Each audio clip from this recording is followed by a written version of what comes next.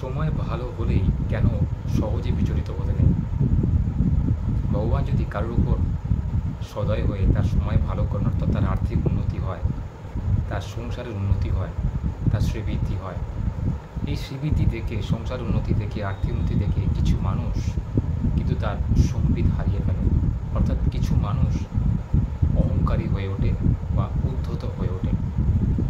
ঠিক যেরকম নয়া বড়লোক হলে হয়, বনেদি বড়লোক নয়, ঠিক সেরকম তাদের মধ্যে আচরণ চলে আসে, মুখের কথাতে অহংকার চলে আসে, সামনের লোককে তারা ছোট বলে প্রমাণিত করতে চায়, গুরুজনদের সঙ্গে খারাপ ব্যবহার করে, বাড়ির স্ত্রীর সাথে খারাপ ব্যবহার করে, বন্ধুবান্ধবের সাথে অসদাচরণ করে, অফিসে কর্মক্ষেত্রে সব জায়গাতে একটা হাম্বড়িয়া ভাব, বড়লোক ভাব বা আমি সব জানতা এরকম একটা ভাব কিন্তু তাদের মধ্যে ফুটে ওঠে।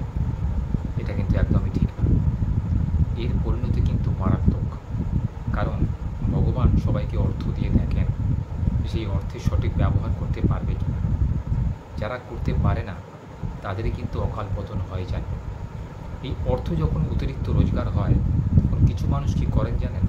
সেই অর্থকে বিভিন্ন অপ্রয়োজনীয় খাতে নিবেশ করে ফেলে। মনে হলো একটা গাড়ি কিনে ফেললো, একটা ফ্রিজ কিনে ফেললো, টিভি কিনে ফেললো, যেগুলো করার দরকার ছিল না। সেগুলো করতে গিয়ে তার এই অর্থটা যে বাড়লো এটা কিন্তু জমলো না, খারাপ খাতেতে খরচ হয়ে গেল। হয়তোবা তার কোনো রোগ ভোগের জন্য ব্যয় হয়ে গেল, অতিরিক্ত খাওয়া দাওয়া বা অতিরিক্ত ব্যভিচারিতার জন্য তার জীবন নষ্ট হয়ে গেল। তাই কখনো অর্থ যখন আসবে সেই অর্থটাকে ধরে রাখার চেষ্টা করুন। সেটা কিন্তু সঠিক পরীক্ষার সময় যে আপনার উন্নতি হচ্ছে, আপনার শ্রীবৃদ্ধি হচ্ছে, যে শ্রীবৃদ্ধিটাকে আপনি কতটা ধরে রাখতে পারছেন। যদি শ্রীবৃদ্ধিটাকে ধরে রাখতে না পারেন তাহলে কিন্তু অর্থ রোজগার করে কোনো লাভ নেই। অর্থ যদি আপনি কোনো অপ্রয়োজনীয় খাতে খরচই করে ফেললেন তাহলে অর্থ রোজগার করে কী লাভ হলো, আপনার উন্নতি হয়ে কী লাভ হলো। তাই সবসময় অর্থকে সঠিক জায়গায় নিবেশ করতে শিখুন।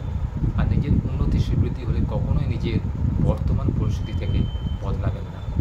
নিজের মন সবসময় চঞ্চলতা থেকে দূরে রাখুন, মনটাকে এক সূত্রে গেঁথে রাখুন বা স্থির করে রাখুন। আপনি যেমন ছিলেন তেমনই রইবেন।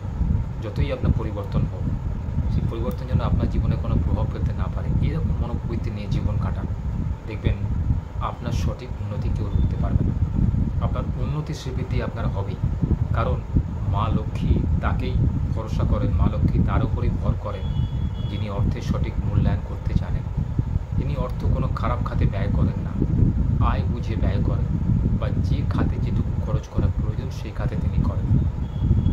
মা লক্ষ্মী সবার বাড়িতে থাকে না। যে অর্থের সঠিক ব্যবহার জানেন, অর্থের সঠিক মূল্যায়ন জানেন, যিনি শ্রীবৃদ্ধি বা উন্নতি হচ্ছে দেখে অহংকারী হয়ে পড়েন না, একই রকম থাকেন মাটির মানুষ টাইপের, তার বাড়িতে কিন্তু মা লক্ষ্মী আশ্রয় গ্রহণ করেন। তাই অহংকারী হয়ে কখনোই নিজের সম্বিত হারিয়ে ফেলবেন না।